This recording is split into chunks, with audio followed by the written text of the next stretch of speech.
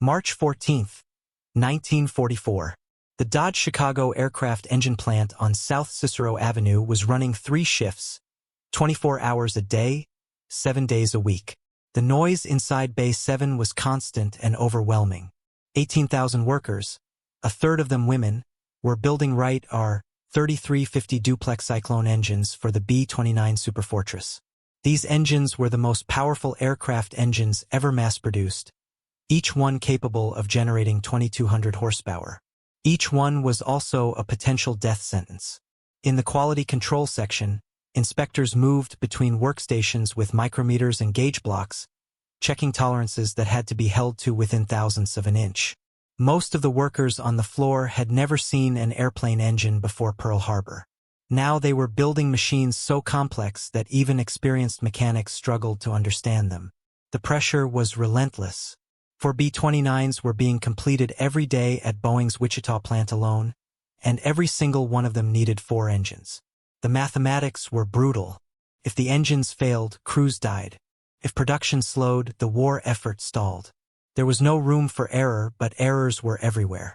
That morning, a quality inspector named Margaret Chen was checking planetary gear carriers fresh off the gang drill press. The carriers were critical components in the reduction gear case, the system that transformed the engine's furious 2,800 revolutions per minute into the much slower, more efficient propeller speeds. Each carrier had 12 precisely drilled holes for mounting shafts. The tolerances were specified down to 4/10,000ths of an inch, 0.0004 inches. The thickness of a human hair is about 3/1000ths of an inch. These holes had to be accurate to less than 1/7 of that. Chun placed the carrier on the inspection table and began measuring. The first hole checked good. The second, good. By the 6th hole, she paused. Something was off. She measured again, then reached for a different micrometer to confirm. The hole was out of tolerance by nearly twice the acceptable limit.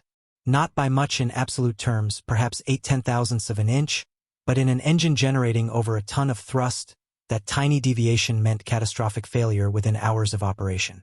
She tagged the part as rejected and continued checking. The next carrier showed the same problem. Then the next. Over the course of her shift, she found that nearly 40% of the carriers coming off that particular drill press were defective. The gang drill, an automated system that bored all 12 holes simultaneously, had drifted out of alignment. Nobody had noticed because nobody had been measuring with sufficient precision. The mechanics downstream had been assembling engines with these flawed components for weeks, possibly months. If you're enjoying this deep dive into the story, hit the subscribe button and let us know in the comments from where in the world you are watching from today. Chun filed her inspection report and flagged the drill press for immediate recalibration. Her supervisor, a man named Frank Dietrich who had worked at Chrysler before the war, reviewed the findings and felt his stomach drop. He understood what this meant. Hundreds of engines had already been shipped to Boeing, Bell, and Martin. Those engines were being installed in B-29s. Those B-29s were flying combat missions over the Pacific, or training crews in Kansas and Georgia and Nebraska. The reduction gears in those engines were failing under operational stress, and the crews had no idea why. The B-29 Superfortress had been conceived in desperation. In 1939, as war consumed Europe, American military planners confronted a nightmare scenario. If Britain fell to Nazi Germany, the United States would have no forward bases from which to strike the European continent. Bombers would need to fly from North America across the Atlantic, deliver their payload, and return. No aircraft in the world could do that. The longest-range American bomber, the B-17 Flying Fortress, could manage about 2,000 miles with a bomb load. Germany was 3,500 miles from New York. The Army Air Corps issued a specification for what they called a hemisphere defense weapon. It had to carry 10,000 pounds of bombs over 5,300 miles. It had to fly at over 300 miles per hour and operate at altitudes above 30,000 feet, where enemy fighters could not reach it. It had to be pressurized so crews could survive those altitudes. It had to incorporate technology that did not yet exist. Boeing's response was the Model 345, which would become the B-29. The company's engineers proposed a radical design for massive engines. a pressurized fuselage, remote-controlled gun turrets operated by analog computers, high-altitude bombing using radar. The plane would be larger, faster, and more technologically advanced than any bomber ever built. It would also cost $3 billion to develop and produce, more than the Manhattan Project. The Army ordered 1,500 B-29s before the first prototype ever flew.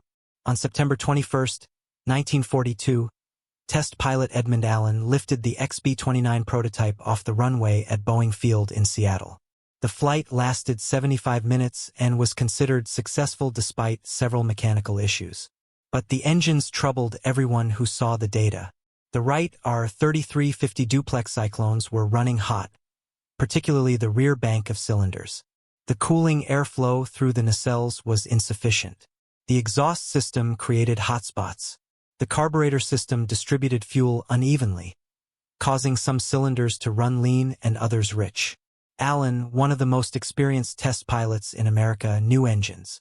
He had flown everything Boeing built. After that first flight, he told the engineers that the R-3350 needed more development time. But development time was something they did not have. The war in the Pacific was going badly. The Philippines had fallen. Wake Island had fallen. Guadalcanal was a brutal stalemate. Japan's industrial base, concentrated on the home islands, was beyond the range of every American bomber. Only the B-29 could reach it, and the B-29 needed engines. 5 months later, on February 18, 1943, Edmund Allen was conducting the second flight of the second B-29 prototype when the number 1 engine caught fire shortly after takeoff. Allen tried to return to Boeing Field. Witnesses on the ground watched flames streaming from the left wing. The fire burned through the control cables. At 12:30 in the afternoon, the prototype crashed into the Fry Packing Company building in downtown Seattle. Allen and his 10-man crew died instantly. The impact and fire killed 11 workers in the building. The B-29 program's first casualties were not combat losses but a consequence of engines that were not ready. The Army's response was to accelerate production. Brigadier General Kenneth Wolfe was assigned direct control of the program with orders to get B-29s into combat by the end of 1943. There was no time to redesign the engines. There was no time for extensive testing. The solution was to push forward, implement fixes as problems were discovered, and accept losses as the cost of winning the war. Wright Aeronautical, the company that designed the R-3350, had been building aircraft engines since the 1920s. Their 9-cylinder R-1820 Cyclone had powered the B-17 and was considered one of the most reliable engines in aviation. The R-3350, with 18 cylinders arranged in 2 rows, should have been a straightforward enlargement. But radial engines scale in complex ways. The rear cylinders sat in the aerodynamic shadow of the front row, receiving less cooling air. The exhaust manifolds from the rear cylinders ran forward, heating the incoming air before it reached the cylinders. The massive power output, 2,200 horsepower from an engine weighing less than 2,700 pounds, created thermal stresses no previous radial had experienced. Wright's engineering staff knew about these problems. They recommended forged cylinder heads, which would dissipate heat better than cast heads. They recommended a complete redesign of the exhaust system. They recommended delaying production until the cooling issues were resolved. The Army refused every recommendation that would slow the program. Forging capacity in the United States was already maxed out, producing armor plate and gun barrels. Redesigning the exhaust system would require retooling factories and modifying aircraft. The war would not wait. Instead, Wright was told to build engines according to the existing specifications and implement incremental improvements. If that meant engines failed after 75 hours instead of 400, so be it. Engines could be replaced. Crews could be trained to manage the limitations. The B-29 would fly as designed with the engines it had. But building even these imperfect engines at the scale required proved almost impossible. Wright Aeronautical operated factories in Paterson, New Jersey, and Lockland, Ohio. Neither facility had the capacity to produce the 30,000 engines the program required. The solution was to bring in Chrysler Corporation, which had experience with mass production from the automotive industry.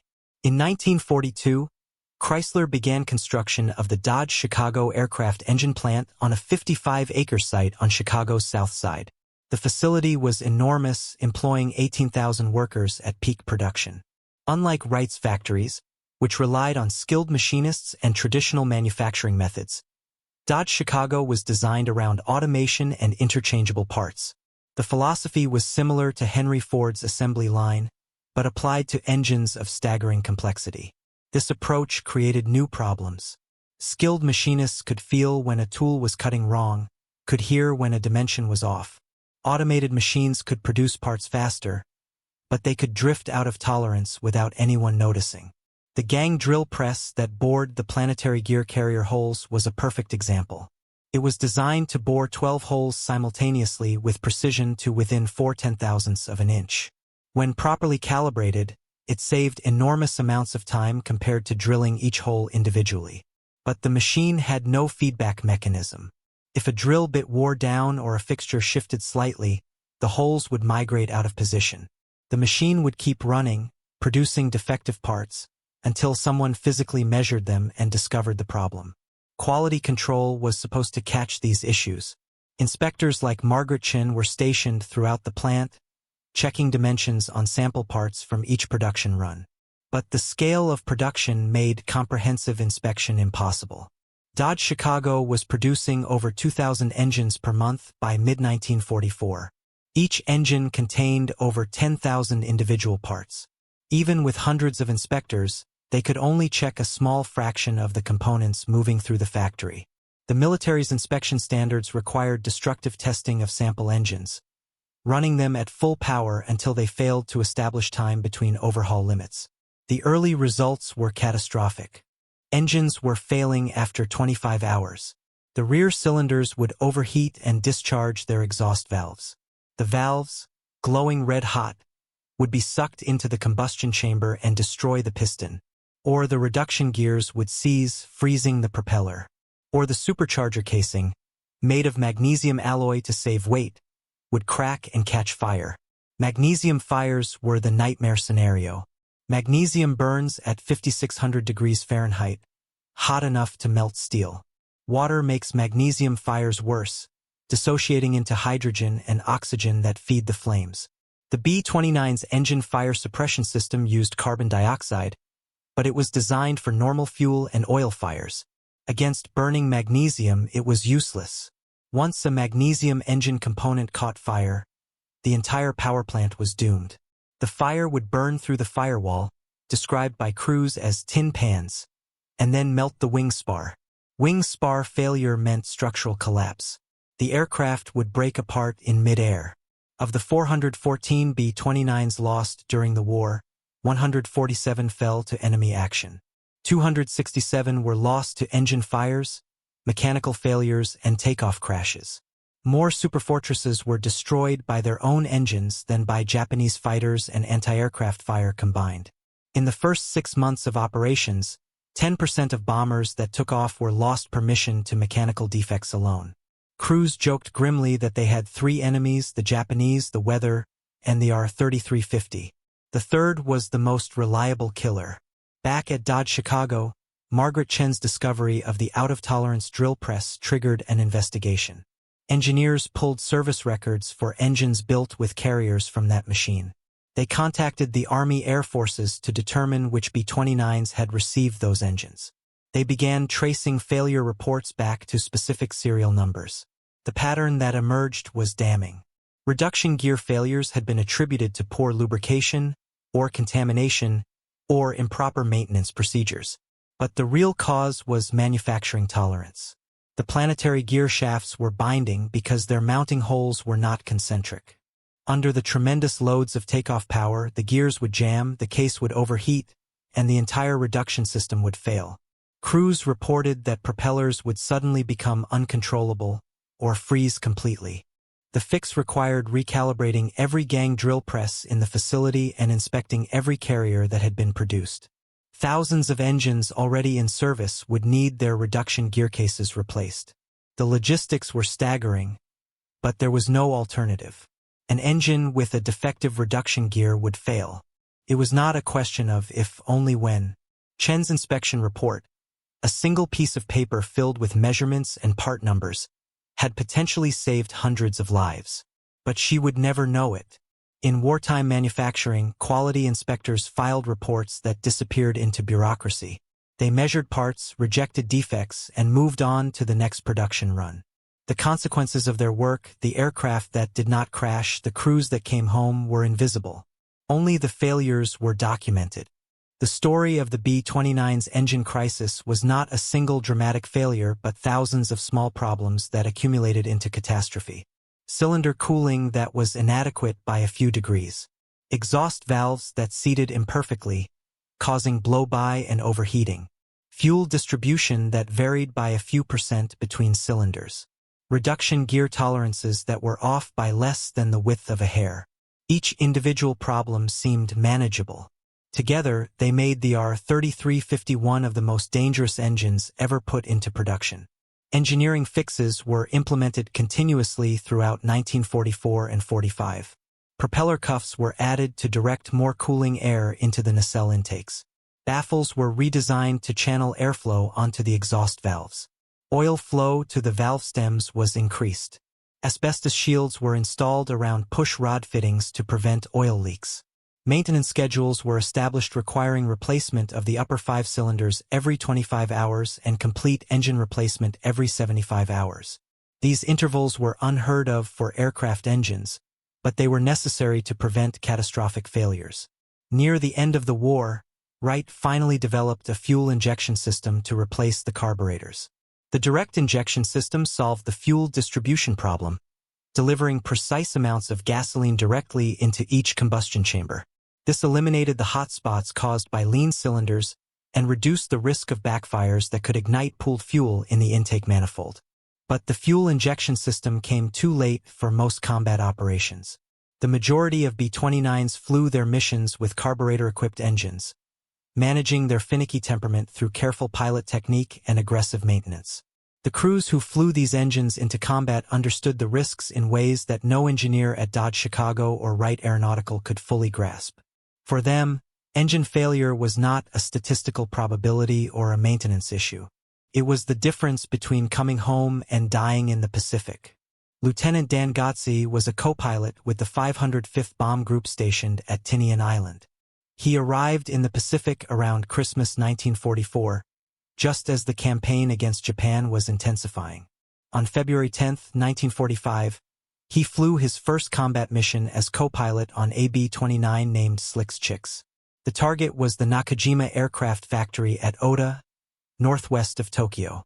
The mission briefing had been routine. They would fly in formation at 25,000 feet, drop their bombs, and return to base. The weather was clear. Intelligence reported minimal fighter opposition. It should have been a standard mission.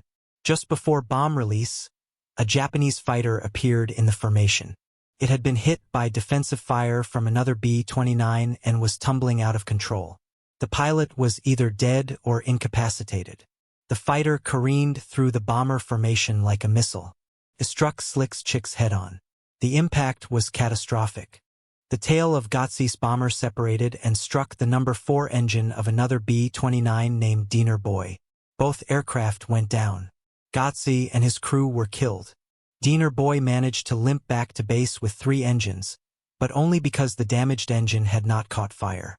This was the random violence of aerial combat, the kind that no amount of engineering could prevent. But for every crew lost to enemy action, others died because their engines failed. First Lieutenant Lawrence Stewart was a flight engineer with the 6th Bomb Group, also stationed at Tinian. On May 18, 1945, his crew flew a daylight raid against the Tachikawa Army Air Arsenal near Tokyo. The mission went well until the return flight. Over the Pacific, hundreds of miles from land, the number 3 engine began windmilling. The feathering mechanism had failed. The propeller blades could not be turned edge-on to the airstream to reduce drag. Instead, they continued rotating slowly, creating resistance that burned extra fuel and threatened to drain the engine's oil supply. Stewart and the pilot watched the oil pressure gauge drop. If the oil ran out, the engine would seize and catch fire. Magnesium components in the accessory case would ignite. The fire would burn through the firewall, described by crews as tin pans because they were so ineffective, and then melt the aluminum wing spar. Wing spar failure meant the wing would separate from the fuselage. Tests had demonstrated this sequence repeatedly. Once a magnesium fire started, the crew had perhaps 30 seconds to bail out before the aircraft became uncontrollable. Stewart's crew faced a terrible choice. They could ditch the aircraft in the Pacific, which meant deploying life rafts and hoping for rescue, or they could try to make it back to base on 3 engines while praying the windmilling engine did not catch fire. Ditching a B-29 was dangerous. The bomb bay doors often jammed, and if they could not be closed, the aircraft would break apart on contact with the water. Even a successful ditching could result in crew members being trapped inside as the fuselage flooded. The pilot decided to continue toward Tinian.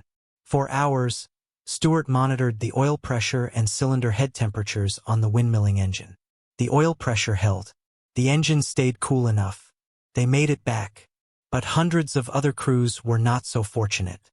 The statistics were brutal and precise. Of the 414 B-29s lost during the war, 147 fell to enemy action. 267 were lost to engine fires, mechanical failures, and takeoff crashes. More Superfortresses were destroyed by their own power plants than by Japanese fighters and anti-aircraft guns combined.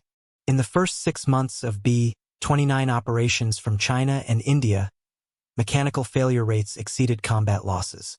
Crews joked grimly that they had 3 enemies in the Pacific: the Japanese, the weather, and the R-3350. The third was the most consistent killer. Pilots learned to manage engine temperatures with obsessive care. The climb to altitude after takeoff was the most dangerous phase. A fully loaded B-29 weighed over 63 tons.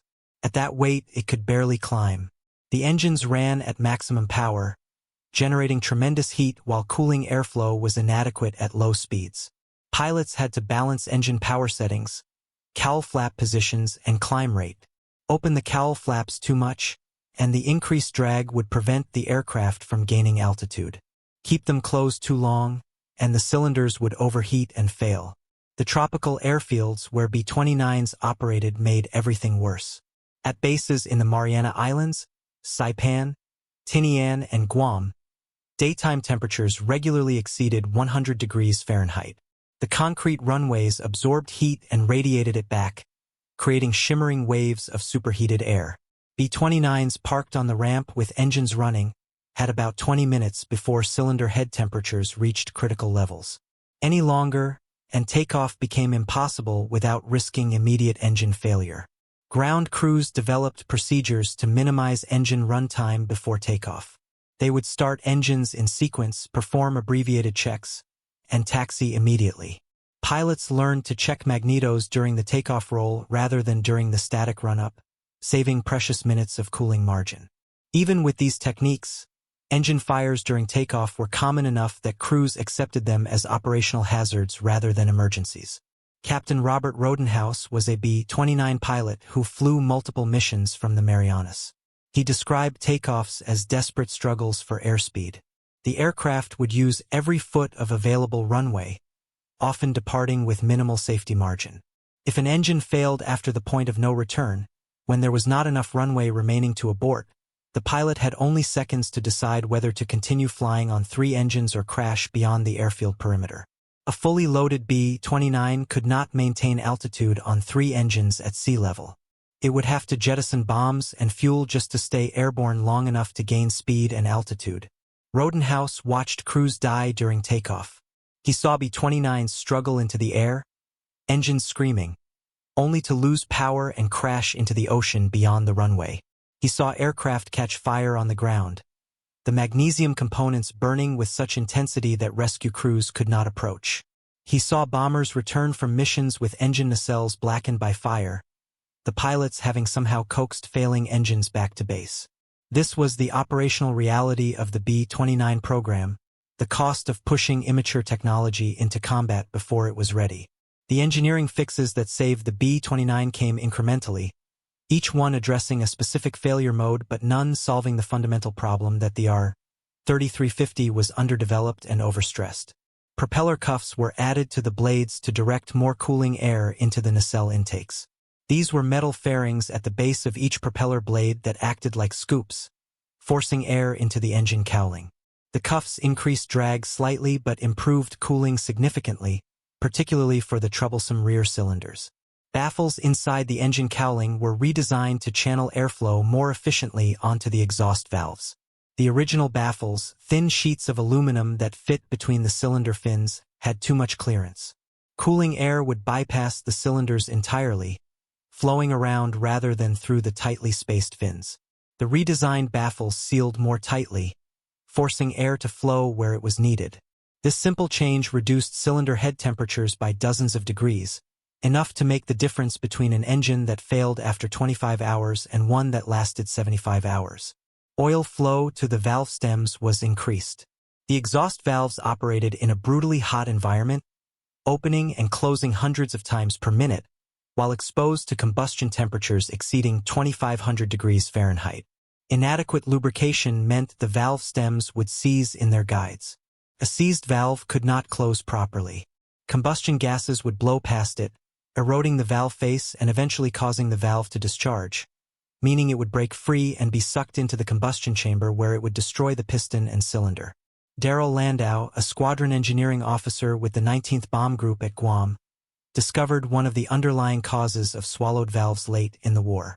He noticed that many valve failures occurred after engines had been idling for extended periods on the ground. During idle, oil flow to the valve guides was minimal. The valve stems, already operating at high temperatures, would dry out. When the engine was brought to full power for takeoff, the valves would seize immediately. Landau recommended a simple procedural change.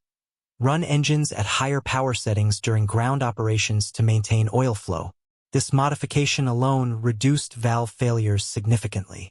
It was the kind of solution that came from operational experience rather than laboratory testing, and it came too late for the thousands of engines that had already failed. The most significant engineering improvement was the conversion to direct fuel injection. Early R-3350s used carburetors to mix fuel and air before feeding the mixture into the supercharger. The carburetor system was poorly designed. The elbow entrance to the supercharger created turbulent flow that distributed fuel unevenly between cylinders. Some cylinders ran rich, receiving too much fuel. Others ran lean, receiving too little. Lean combustion produces higher temperatures. A cylinder running too lean would overheat, causing pre-ignition and backfiring. The backfire could ignite fuel that had pooled in the intake manifold, starting a fire inside the induction system. If the fire reached the magnesium supercharger casing, the engine was doomed. Direct fuel injection eliminated the carburetor entirely. Fuel was injected directly into each combustion chamber at precisely controlled rates. No fuel ever entered the intake manifold, so induction fires became impossible. The direct injection system also provided cylinder cooling from the evaporation of raw fuel, lowering combustion temperatures. Engines equipped with fuel injection were dramatically more reliable than carburetor-equipped engines. But the conversion happened too late. Only late production B-29s received fuel injection from the factory.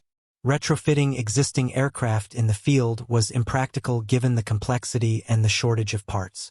Throughout 1945, as the bombing campaign against Japan intensified, maintenance schedules were established that reflected the R-3350's limitations. The upper 5 cylinders, the rear row cylinders most prone to overheating, were replaced every 25 hours of operation. Complete engine replacement was required every 75 hours. These intervals were unheard of for aircraft engines. In comparison, the Pratt & Whitney R-2800 powering the P-47 Thunderbolt could run 400 hours between overhauls. The Merlin engine in the P-51 Mustang could manage 300 hours. The R-3350 in 1944 could barely manage 25. The logistics of this maintenance burden were staggering. Each B-29 required 4 engines. The 20th Air Force, operating from the Marianas, had over 1,000 B-29s by mid-1945. Those aircraft flew an average of 8 missions per month. Each mission lasted 14 to 16 hours, round trip to Japan. That meant every B-29 required complete engine changes multiple times per year.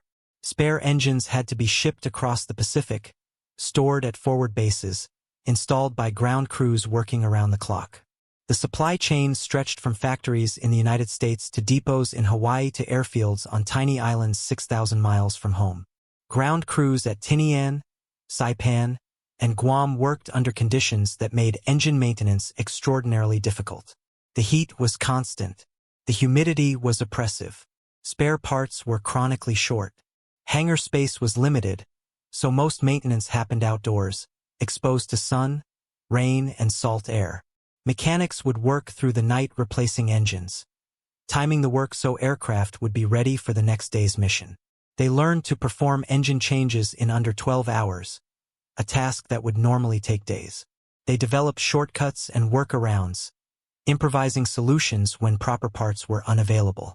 The women who had built these engines at Dodge Chicago had no idea where their work ended up or what conditions the engines faced in operation. The connection between the factory floor in Chicago and the flight line at Tinian was invisible but absolute. Every tolerance held, every defect caught, every inspection completed correctly contributed to an engine that might survive long enough to bring a crew home. Every mistake, every overlooked defect, every component that slipped through quality control contributed to a failure that would kill 11 men over the Pacific. Margaret Chin never knew which engines she had inspected went to which aircraft or which crews flew them. Her inspection reports disappeared into bureaucracy, filed away and forgotten. But the reduction gear carriers she had rejected, the ones with holes drilled out of tolerance by the gang drill press, never made it into operational engines. The carriers that did reach the field were within specification, and the reduction gears they supported functioned as designed. The engines those carriers were installed in did not fail from reduction gear seizure. The aircraft powered by those engines completed their missions. The crews aboard those aircraft survived. None of them knew why. None of them knew that a woman in Chicago had measured a dimension to within 4/10,000ths of an inch and rejected a part that would have killed them.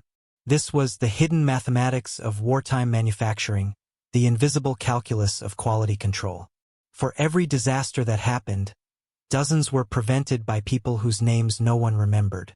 For every engine that failed, hundreds functioned because someone had checked tolerances and caught defects before they reached the field. The B-29 program succeeded not because the R-3350 was a good engine, it was not, but because thousands of people worked obsessively to make a fundamentally flawed design barely good enough to win a war. By August 1945, the B-29 had become what it was designed to be, an instrument of strategic destruction. LeMay's firebombing campaign had destroyed most of Japan's major cities. The March 9th and 10th raid on Tokyo killed an estimated 100,000 people and left 1 million homeless.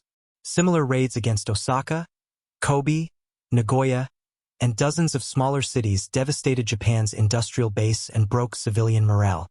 The atomic bombs dropped on Hiroshima and Nagasaki on August 6th and 9th were delivered by specially modified B-29s, aircraft that had been stripped of defensive armament and equipped with pressurized bomb bays to carry the massive weapons. The war ended on August 14, 1945. The last B-29 combat mission was flown that morning by the 462nd Bomb Group, just hours before the ceasefire order was broadcast. When Japan surrendered on September 2nd aboard the USS Missouri in Tokyo Bay, 525 B-29s flew over the battleship in formation. It was a show of force, a demonstration of the aerial armada that had brought Japan to its knees. The formation represented the culmination of the most expensive weapons program in American history, $3 billion spent to develop and produce an aircraft that had nearly failed before it ever reached combat. After the war, production of the R-3350 continued briefly before being shut down. The engines that came off the line in late 1945 were far more reliable than those built in 1944. Time between overhauls had increased from 75 hours to 400 hours. The worst problems, cylinder cooling and fuel distribution, had been largely solved through direct injection, improved baffling, and redesigned exhaust systems. But by then, the urgency was gone. The war was over. The need for long-range strategic bombers seemed less pressing in a world where atomic weapons existed. The R-3350 found new life in civilian aviation. Lockheed used improved versions of the engine to power the Constellation airliner. Douglas used them in the DC-7. These post-war engines, benefiting from all the fixes developed during the war, proved reliable in airline service. They ran for thousands of hours without the failures that had plagued the B-29.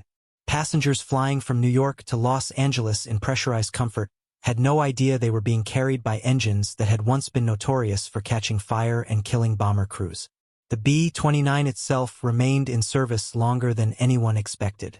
The outbreak of the Korean War in June 1950 brought the Superfortress back into combat. Hundreds of B-29s came out of storage and flew close air support and strategic bombing missions against North Korean targets. The engines, mature and reliable by then, performed far better than they had during World War II. But jet aircraft were clearly the future. The B-29's days as a frontline bomber were numbered. The women who had worked at Dodge Chicago during the war left the factory when production ended in 1946. Most returned to their pre-war lives, surrendering their jobs to returning veterans as society expected. Some continued in manufacturing or technical fields, using the skills they had learned. Others never worked outside the home again. Few spoke about their war work, not because it was classified but because it seemed unremarkable. They had measured parts and assembled components. Millions of other people had done similar work. The fact that their precision and vigilance had prevented failures, that aircraft had not crashed because they had caught defects, was not something they could prove or quantify. Margaret Chun returned to the University of Illinois in 1946 and completed her degree in mathematics. She became a teacher, eventually retiring in the 1970s. She died in 1998 at the age of 76. Her obituary mentioned that she had worked in an aircraft engine factory during World War II but provided no details.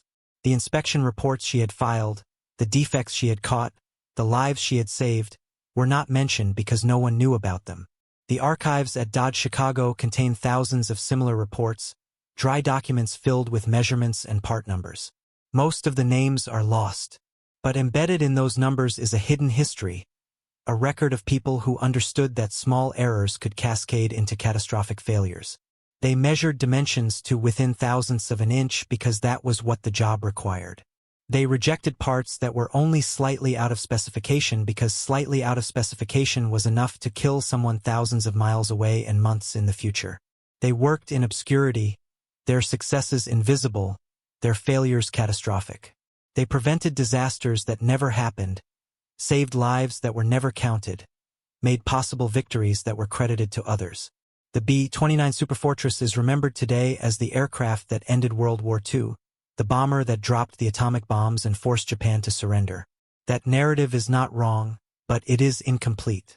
The B-29 succeeded because thousands of people, most of them women, most of them unnamed, worked with precision and care in factories across America. They built engines that were pushed beyond their design limits. They caught defects that would have caused failures. They held tolerances to within fractions of a human hair because that was the difference between an engine that functioned and one that caught fire. The irony is profound. The most technologically advanced bomber in the world, the aircraft that represented the pinnacle of American industrial power, was saved by the most basic principle of manufacturing: measure twice, cut once. The B-29's engines did not fail because of bad design, though the design was flawed.